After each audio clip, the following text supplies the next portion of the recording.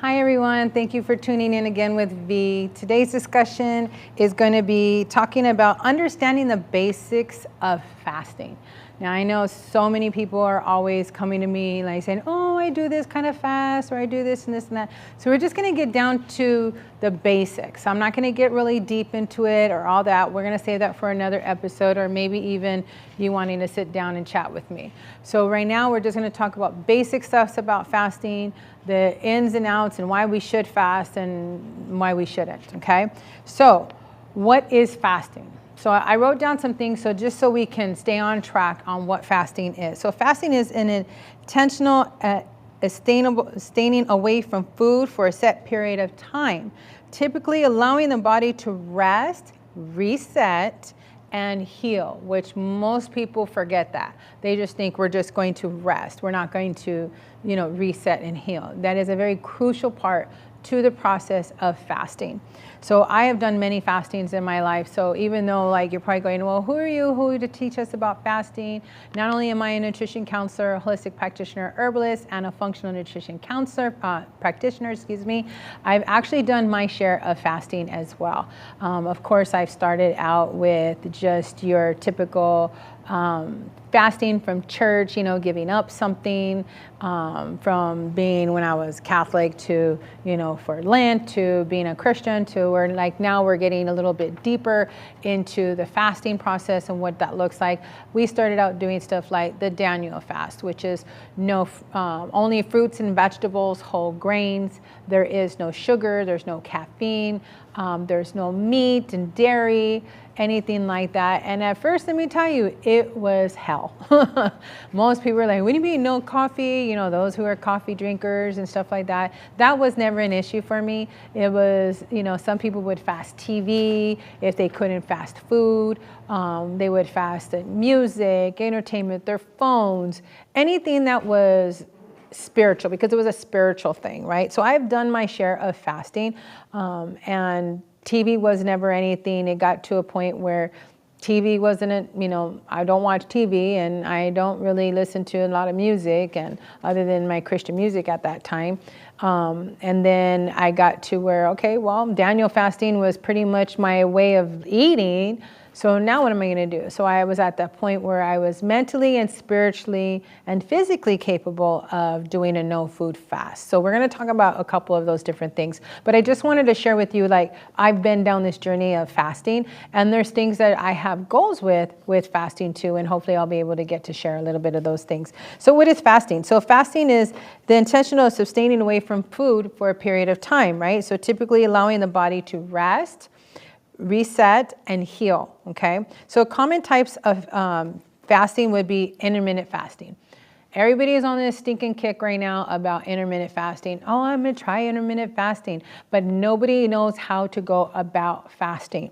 And then there's also time restricted eating. So during a certain amount of time, you're restricted. Like maybe you'll say, well, I'm going to skip lunch kind of thing, or I'm going to skip dinner, and then I'll have a small snack or something like that, like they're doing that.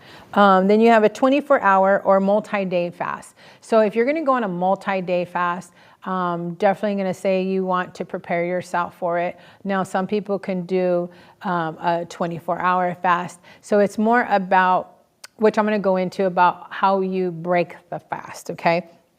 So when done correctly, fasting can be helpful to the cellular level of your body, okay? So it'll help with insulin sensitivity and having the digestive system rest and reset itself and be able to heal it. But depending on the individual, now listen to this, depending on the individual and where that person is at in their journey and their lifestyle, what kind of walk are they doing, what kind of foods are they eating, all those things are going to play factor in how the body is going to rest and to digest and heal, okay? So potential benefits of fasting can give the digestive system a break on the body. It can help you focus of your healing and restoration. It supports hormonal balance. We've talked about a little bit, sharing about menopause. Women are going through menopause, and there's men who go through what we call menopause. They'll get the hot flashes and the sweats and the mood swings. And I truly believe all that is just based off of your diet.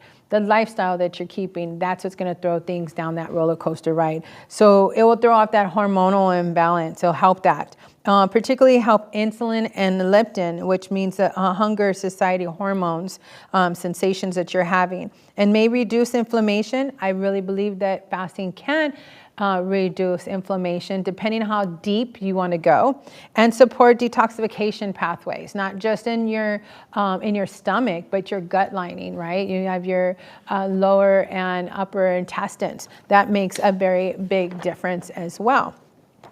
And then I could also release mental clarity. So most people are not really paying attention to how much fasting can detoxify the brain. So when we detoxify in our bodies, we need to just not only detoxify our bodies and the gut, because that's usually when you say, oh, I'm fasting, you're thinking about gut. There's blood, there's organs, there's brain. There's so many different things that need to be detoxified. Your lymphatic system.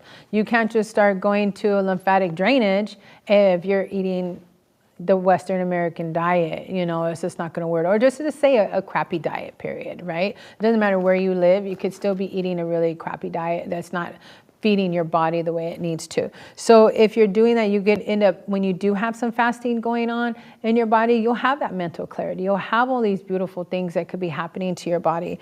But fasting is not for everybody, and I had said that. So knowing that some people force fasting, they're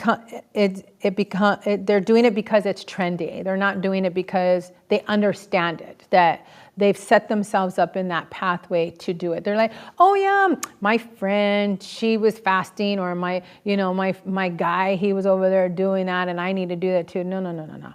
Don't do something because somebody else was doing it. And this is the saddest thing, is that I see so much of it on social media about, oh, I'm fasting and this is what I'm doing. And it's like, I want to go through the TV, no joke, excuse me, I just dropped this. I want to go through the TV and strangle them. And it's like, oh my gosh, they have no idea what it is they're talking about, because they're not understanding the other person on the other side of the camera that they're talking to, that it could be completely detrimental to them by even maybe taking that product or just fasting even for one day, which we're going to go through that. So fasting is not for everybody, because fasting can force someone to start doing things because of a trend. It's not because of it doesn't fit their body needs. They have to understand that that type of fasting that they're doing is going to fit their body needs. And fasting can be stressful for certain individuals. Now listen to this. Certain individuals that have adrenal fatigue and burnout. What are adrenals? Adrenal glands are like right behind your kidneys, excuse me, I almost had a brain fart, above your kidneys. And we can give ourselves a nice adrenal like massage from time to time. You want to know more about that, please hit me up and I'd be happy to share that with you. And then it'll also help with if people that are struggling with blood sugar imbalances, like they're diabetics, they're hyperglycemic.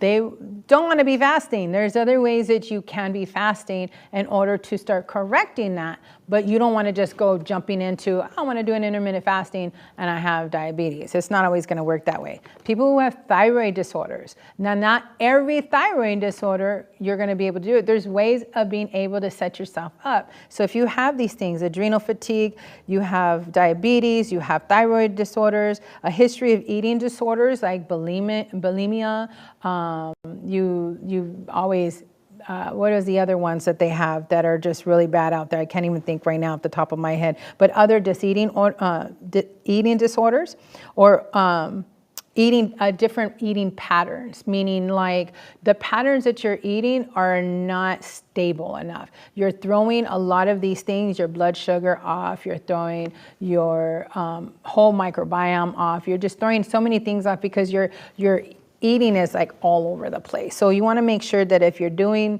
and you have any of those things going on, those are the people that should not be fasting. Just because someone said, oh, I'm fasting and it straightened out my blood sugar. No, don't do that. You really need to have some support. You need to talk to your physician and then even a health practitioner like myself. or someone who is pregnant or breastfeeding. Now, those women that are pregnant and breastfeeding, those nutrients you need. So you can't be doing that. However, I have fasted when pregnant with 2 of my last children.